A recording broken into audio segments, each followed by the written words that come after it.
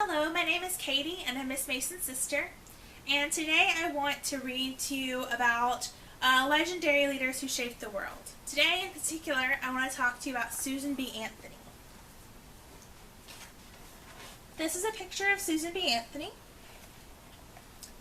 Susan B. Anthony was a women's rights activist who was born in 1820.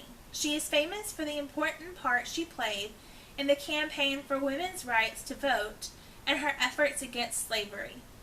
Susan was brought up in a loving and tolerant Quaker family who gave her deep-rooted belief in social equality and encouraged her to support herself. When her family lost almost everything in an economic collapse, Susan became a teacher to earn a living and was frustrated by the fact that women did not get equal pay for equal work. She could see that reform was needed. In 1851, Susan made a friend who would help shape the rest of her life, Elizabeth Cady Stanton. Elizabeth was an activist in women's rights, and over the years, she and Susan founded the Women's Loyal Nation League, 1863, the American Equal Rights Association in 1866, and the National Women's Suffrage Association in 1869.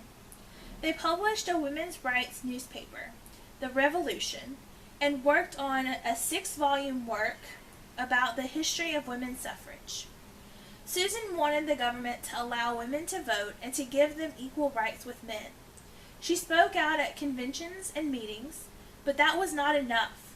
In 1872, Susan did something that got many more people talking about the issue of women's suffrage. She voted. It was very simple and completely illegal. Susan was arrested and her trial was widely reported. Although she was convicted, she refused to pay the fine, and the authorities took no further action. Susan spent most of her life campaigning to give women the right to vote. She traveled widely, giving speeches and organizing and working on campaigns.